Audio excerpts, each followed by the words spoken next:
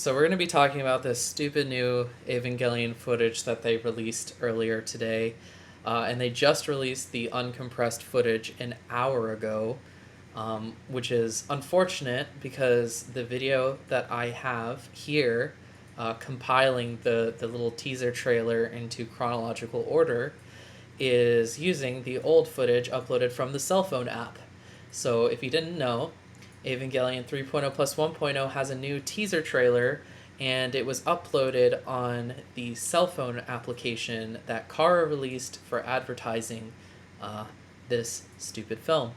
Uh, uh, I think that this will be fun, and we're going to go through it and kind of just talk about the teaser trailer and what I think it entails for the movie, because I feel like Ano's almost given away too much in this small little trailer thing.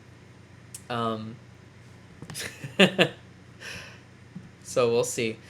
As you can see here, it says like SN002 and C010, and I wish that I had access to any of Hideaki Anno's previous screenplays for the Rebuild films, just to, well, not even screenplays, but maybe storyboards, just to see what these entail. But I would guess that SN stands for scene, and C stands for either cut or composition. I'm betting it's the latter. So scene 002, C010. This seems to be scene 2, composition 10, or shot 10 within the scene. And how I think he is defining scenes is through a cutaway to an interior or exterior or different character's point of view, or later in a time skip. If you're familiar with screenplay writing to any degree, this would be like every time you say interior nerve headquarters day, and then you say like Shinji whacks off to Asuka in a comatose thing, and then you'd say, if you were a bad screenwriter, you'd say cut to, and then you'd go interior kitchens day or later, and then Shinji cooks dinner. And so I think that's what we're seeing here. That's how he's defining scene. So I consider this to be how should I say it? Every time we go in and out of an Ava unit, I think from a character's point of view, it counts as a scene change. At least that's what makes most sense to me, because I counted 3.0, and I counted every time that they did a scene change, and it was around 250 times that there was a scene change from in or out of an Ava unit, and that movie is an hour and 30 minutes long. Now, the scenes that we see here for this thing are up to 300. Which would be like, I think this is the climax when we see this 300 stuff. So I'm guessing the movie ends at about 350, 320 scenes, just based off of what I counted in 3.0. So that means that this movie is probably going to be, I would say, either 2 hours and 10 minutes to 2 hours 30 minutes. So about as long as 2.0 or longer, just based off of this scene number stuff that we're getting over here.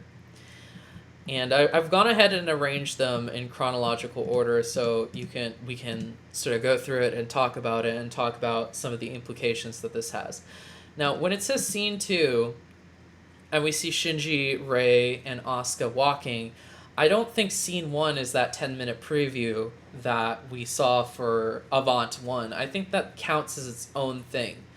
I think that there was maybe a scene before this where maybe we resume from 3.0 and it pans down and it's kind of closer to 3.0. This seems like it's like sunset vibes, stuff's going on here, but it's very similar to what we saw in the Until You Come to Me short. Which is unsurprising. I figured we'd probably pick up on there, somewhere around there. I'm also glad to see that there are phone polls like in my previous video, I think that phone polls are pretty vital to the themes of Evangelion, the Eva rebuilds in particular, considering that 3.0 emphasized phones like so friggin' much. They had Shinji trying to call everyone, and everyone was calling each other, and it symbolizes communication, and specifically how there has been a severe lack of communication within 3.0. And and Shinji's disconnected from everyone, so everyone else is communicating, and they're all on telephones and cell phones and things like that. But this theme has been going back even as far as 2.0, where Shinji tries to call Gendo as the inciting incident of the film, or not inciting incident, the point of attack of the film. The inciting incident was Shinji and Gendo at the cemetery with their mother, because that's acting as this very unusual event for Shinji, which is considered the inciting incident in screenplay formatting. And then the point of attack, or the catalyst, is a glimpse into what the second act tension is going to be. And that's towards the ends of sequence 1, about 12 minutes after the inciting incident. And that's exactly where it should be, when Shinji gets rejected phone call from his father in 2.0. So the tension of the film is if Shinji can connect with his dad, which culminates in 2.0 with him not being able to connect with his dad because of Asuka being in the Eva unit, and shit gets destroyed. So phones are super important to the Evangelion rebuilds, and this being one of the first images, I don't think it's the first one, is pretty significant. I also really like the arms reaching over, and they don't seem to have any plating on it. So this kind of represents to me at least the failures of Infinity or organic life forms under their armor. And Nerve probably added the armor. Okay, so scene 2, composition 18. This throws me off a little bit, and is kind of the one thing that throws off my idea of what a scene change is considered. Because it's bright blue skies in the background over here with Asuka, as opposed to sunsets over here. And I think these, so it seems like it should be a later scene because it's later, but I just don't know, because I don't know what Anno's screenplays are like. I don't know what his formatting is like. So I can't tell you if this would be, I mean, I could look at EOE, I guess, but for the rebuilds, it's been a long enough period of time that I don't think I could necessarily make a determination of that exactly, like what his formatting is like. But yeah, for this to be within the same scene, it wouldn't be such a drastic change between sunset to day. So I'm a bit confused about that. Maybe the lighting here is very stylistic, and maybe it's just daytime and it's not actually sunset here, but we'll just have to see later down the road. And for this shot, it's obviously Asuka leading Rei and Shinji through the wasteland and using this kind of GPS navigation device to get them through to a point to get picked up. Now, we know for a fact that Toji and Kensuke and Hikari are all alive in 3.0 plus 1.0 because of a leak of a height chart that Kara posted on Twitter, and I don't have a photo of that, but you'll have to take my word for it. You can go to the Ava Geeks forums. But I am betting that Toji and Kensuke are going to be there when picking up Shinji and Asuka and Rei from this desert, or the Red Wastelands, basically. And this tracking device, if I'm not mistaken, is not a GPS navigation system. This is just something to help through the wasteland, I think. I'm not too certain, but if I remember correctly, it's examining L fields, I believe, is what they call that. Which I think would probably stand for something like, just LCL stands for life-containing liquid, so maybe life fields or something that is very English. That means that it's safe to walk through a specific territory. And as you can tell already, like the character designs and the animation is a little off. It's a little different from what we've seen in the previous film.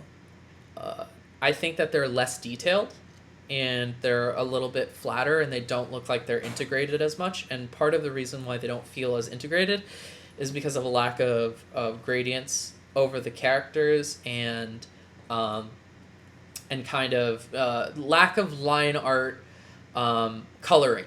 Because the line art was very colored in 3.0. We'll skip to the end over here where I have a shot of Rei. And Rey's line art, as you can tell, is red. Like her hair is distinctly red, and the lighting effects make a lot of sense. Like her eyes aren't as bright as over here, for example, where they have really no reason to be as vivid as they are. There's detail missing from her collar. There are like strange things that they just lack of detail with the hair in comparison. There's like just more going on in the line art and more gradients going on with the face to imitate like diffusion. Yeah, it's a little bit worse, but I imagine that they're going to probably fix that closer to release, at least add some gradients. What troubles me is just like the lack of detail in comparison with stuff like the collar, the small stuff, basically, because it tells me that I don't think that they necessarily are putting as much effort into the core animation right now. We'll have to see with further previews down the road if this changes. I do like the face shape. Like, I think that they did a really good job with the silhouettes of the characters. Her jaw is kind of weird in 3.0. 3.0 did this weird, like, lopsided things are veering off into the right a lot of the time. But 3.0 I wouldn't accuse of ever being a bad looking film. It's a pretty film overall. Moving on, Asuka's hair is less orange. It's more of like a blonde or a rose blonde kind of color, which very bizarre color choice here. So enough of me critiquing the animation. And as you can see over here, this is scene 054, composition 010. And what's sort of bizarre is that it's well after scene 002. So this is much further into the movie. And I think that the background is not the sky. I think it was probably cut in a way that made it look like it was out of context, but there's cloud detail over here in this shot where there is just a flat gradient. This reminds me more of the hospital settings that we've seen in the previous films, and I think that's where she's at right now is in the hospital, or in a hospital of some kind, maybe on the Wunder, but not at Nerf, not at Nerf. I think this is Ray Q from 3.0 still, and it's not the other Ray. That there seems to be another Ray happening in this movie besides Ray Q from 3.0, and we'll discuss that in a bit. So scene 105. This would be like a third of the way into the movie, and we get this AV unit, which is very, very clearly, I'd like to think so, clearly Mark 13 from 3.0.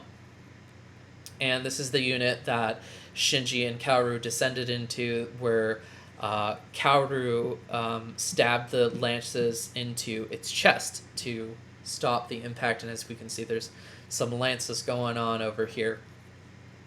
Some lance action. Now, what's interesting is that they've scrounged up this unit, and don't ask me how logistically they got the unit from Terminal Dogma. Like, I'm Fuyutsuki is not that powerful. He's not able to drag an AV unit. Har, there's some humor for you up on this cross. But they got this AV unit up on this cross, and it's very likely that this is the whole reason why 3.0 happened. It's for Mark 13 to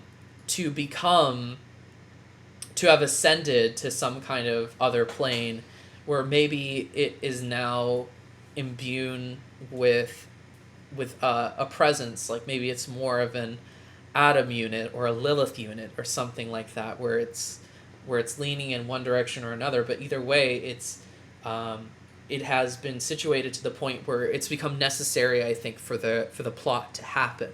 I think Mark 13 is going to be one of the end gambit pieces for Gendo and his fourth impact. And so, yeah, this would be a third of the way into the movie, so we'd be out of the first act and kind of learning about what the core conflict of the film is going to be. I imagine this is going to be kind of introduced, and we're going to be told about Mark 13 and its importance to the overall story at the beginning of the second act. Kind of follow our way through. Just another shot that's closer up of Mark 13. Yeah. And now scene 109, still about a 1/3 into the movie. Shinji's back at the Wunder. This is so Shinji's definitely reunited with Misato's crew by 1/3 of the way into the movie in the second act. I guarantee you they'll be in the desert for the first act, the Red Wasteland, and then be taken into Misato's crew in Act 2, and Shinji's going to be spending a lot of time, I think, with Ville and the Wunder. I've been accused of not pronouncing things with the proper Germanness that it needs, so there you go, you guys. I hope you're happy. So Shinji's got his S-stat, and this is a very similar shot to what we saw in 3.0. I got that over here. So this is the 3.0 version, and this is the 3.0 plus 1.0 version. It's not in Saram Wrap. It's been given to him by Ray, or, yeah, Ray Q probably is giving him to him. And the architecture behind him kind of, it's very much in line with the Wunder, as I was saying. So he's on board the ship at this point, and he's getting back the S-stat. Now, there's been some theories that I think are pretty plausible about the fact that Ray 2's soul from Evangelion 1.0 and 2.0 is inside the S-stat and was kind of transferred in at the end of 2.0. I think that's very valid. I think that it's probably going to be an important plot point within this film, the S-stat, and maybe with the help of another character, they can extract her from the S-stat. I don't think she's in Unit 1. It just seems weird that Ray would be part of what gets the Wunder off the ground, if you know what I mean. So, scene 115, composition 3. Misato and Ritsuko are probably having a conversation where Ritsuko's like, Misato, you're getting too soft on Shinji, we should fuck him up. And Misato's probably like, her heart is going to melt, because I think her arc in this film is to reconnect with Shinji and stop blaming him or stop acting like such a captain, you know, and really like embrace her boy. We started this journey in 1.0 with Shinji, Rei, and Misato, and I think we're going to probably end with a strong emphasis on those three characters. But, you know, we got this brooding, like, kind of shot where Misato seems like she's being given a good talking by Ritsuko. And Ritsuko's definitely laying it down on the Misato over here. And I think it says spacesuit and PLS something. Is probably not important at all in the background behind Ritsuko's head. But the linear motif of the shot seems to use a triangle to point down to her, and animators think about this sort of stuff. So there's probably some tension there, especially coming from Ritsuko, because she's got those diagonals pointing at her head. That just makes sense. Otherwise, it's just tangential and weird looking. Scene 134, composition 17. So we're going in chronological, as I was saying, for those of you who are just coming, we're going in chronological order. I've decided to cut up the trailer that released earlier today and really dive into the shit in order. So Mari's waving at the camera with this really stiff looking fucking animation. It looks super bad. I really hope they do something about this because it actually looks like they just took a hand and rotated it back and forth. But enough of my critique. I think Mari is going to be very important in this movie, unfortunately. That's not why I really wanted what I really would like, but I think that she's going to deliver all the exposition to Shinji about what happened in between 2.0 and 3.0. It just makes sense because she seems to be like after him at the end of the 3.0 plus 1.0 10-minute Avant 1 teaser. And I think she hasn't done anything fucking important. She's so useless. And what she's gonna do is probably just tell him what she learned. She seems like a spy character. She's been spying around. She probably knows more than any other character in this fucking movie series. And she's gonna tell Shinji how it be. And we're gonna talk about what I think she does tell him. Because I think she tells him a very important twist. It's gonna be a twist. And it makes sense, especially with the timing, because scene 136 is when Kaworu comes back. Okay, so I think architecturally speaking, we're still in the Wunder. We've got those ladder prongs in the background, very similar to what we saw here with this shot.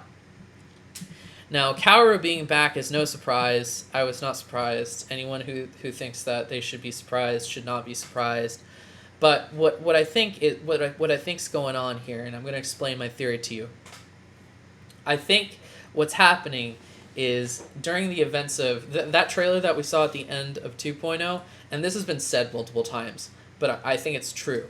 It is canon. That little teaser trailer that they had at the end where you see Mark 6, Kaworu's unit, descending down into Terminal Dogma. And then we see in 3.0 that Mark 6 is in Terminal Dogma.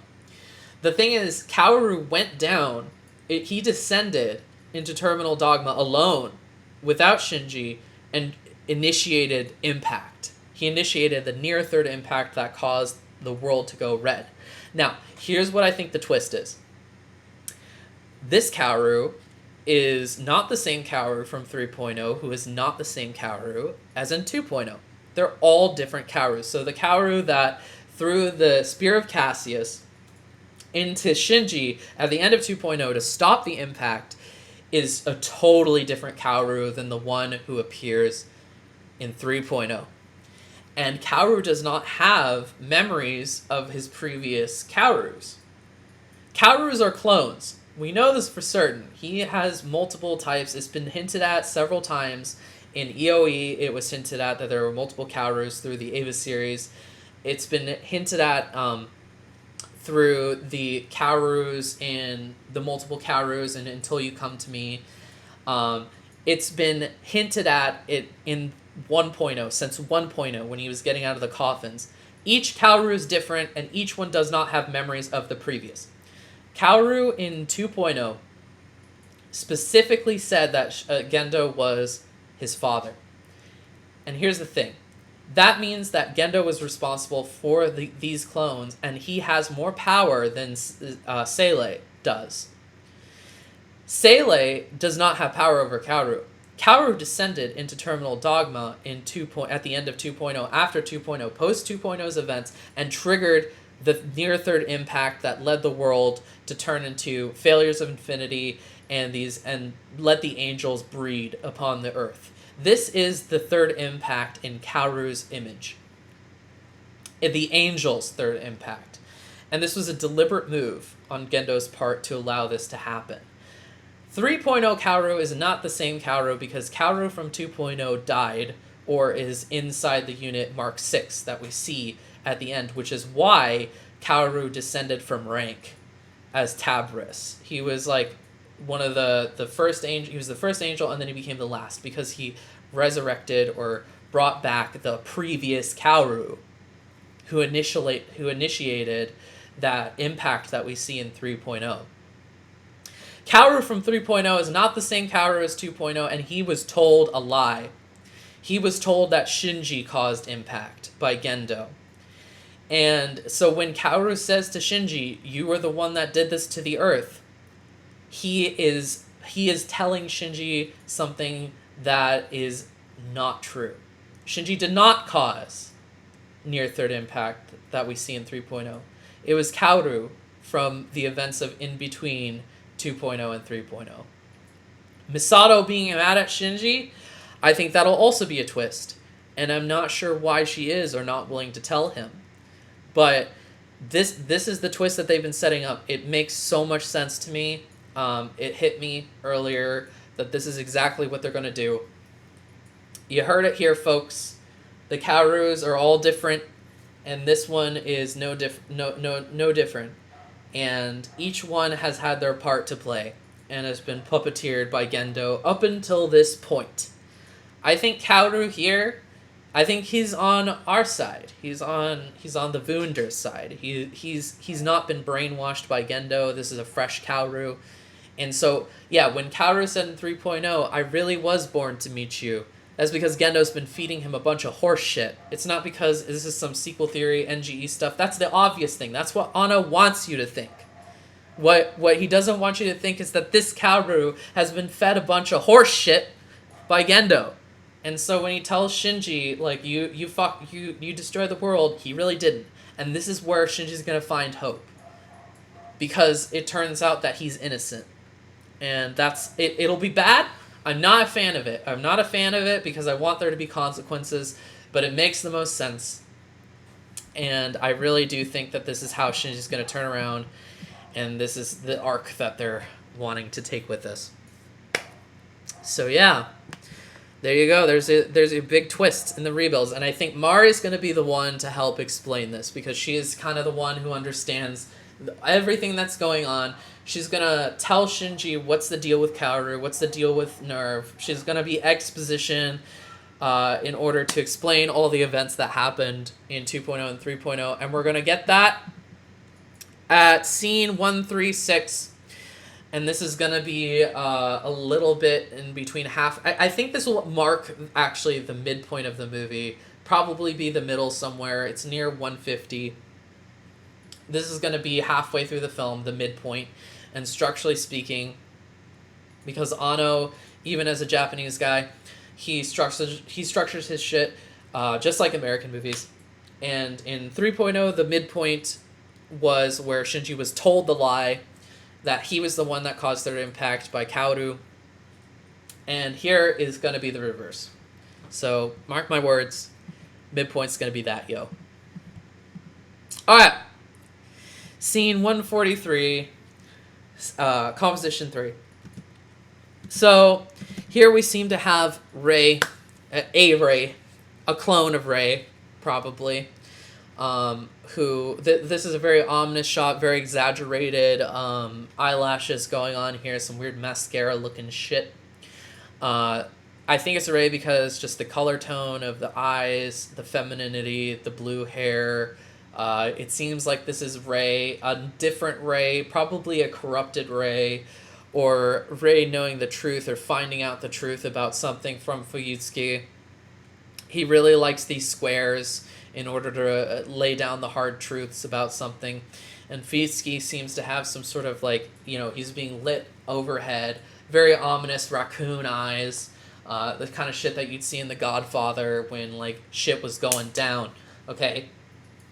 So, cinematically speaking, we are being told, she is being told something revelatory, and this is probably a different Rei. I don't think it's Rei Q who's on the Wunder.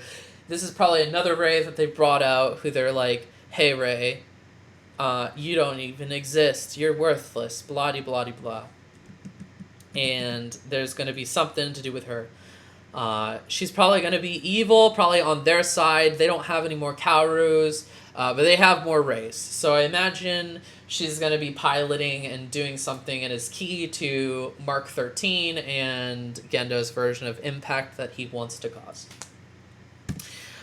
Yup. Scene 299, composition 1. So this is the very first shot of the ending, the climax. This happens around the time that I expect it to happen, if we're counting the scenes the way that we have been counting. Impact has been initiated, Mark 13, and Ray 3, Ray Q2, whatever you want to call her, not Ray Q, has probably started this final impact, the final gambit. And now Asuka's heading into the Eye of the Beast in order to try to stop it. The failures of Infinity are flying around in the background, swoopity-doop, and zipping around. And this is going to be the big-ass fucking set piece of the whole movie. I'm kind of irritated that they're doing a fourth impact, but here we are. It seems like impacts are memes these days. Because they're fifth impact this time? Fifth impact, whatever. Near fourth impact, fifth impact, whatever. Near third impact throws everything in a loop. Was it near third impact in 3.0? I don't know. It's now true impact of fourthness, fifthness. No, near third impact was in between 3.0 and 2.0. So the one that Shinji caused in 2.0 was not even an impact, and then the one in 3.0 was also not an impact. The one in 3.0 was fourth impact. Fourth impact. Like Kaworu says, fourth impact has begun. You know, you're right. I remember fourth impact being said. But fifth impact, whatever. It's fifth impact! Or unless it was fourth impact until it was stopped, and then it was near fourth impact. It's like the Oprah of impacts. And you get an impact. And you get an impact. Evangelion is a parody of itself. So we're at scene 300 and Asuka's going in, she's doing her thing, she's going to disable the impact somehow. We got the Wunder, we got them stopping that shit. We got this really long, indulgent shot, one of the longest shots of just Ville and the Wunder doing their Wunder shtick. But yeah, mark my words, this is going to be the climax of the film. He's revealed to us what is happening. And yeah, that's that, everyone. That was the Evangelion teaser, and we know way too much about this movie. I feel like we know pretty much where everything's going to be placed because of the scene numbers that he gave us. Even if they're not accurate, they're kind of relative to one another. And you can just get a feeling for where things are going to be placed and where things go and what the overall big picture is like. I'm telling you guys, the Kaworu twist, it's going to happen, and Mari's going to be the one to tell us. Yeah. I think Shinji's going to stop. Or definitely Asuka. Probably Mari, probably Reikyu. Shinji for sure. They're going to... I mean, Rei 2 is going to come back from the Estet and probably inhabit Reikyu's body or rejoin with her memories or something. And we're going to get Shinji flying into the Eye of the Beast with everyone. Everyone's going to have a Navy unit, and they're all going to be working as a team to try to disable it because Fukushima. And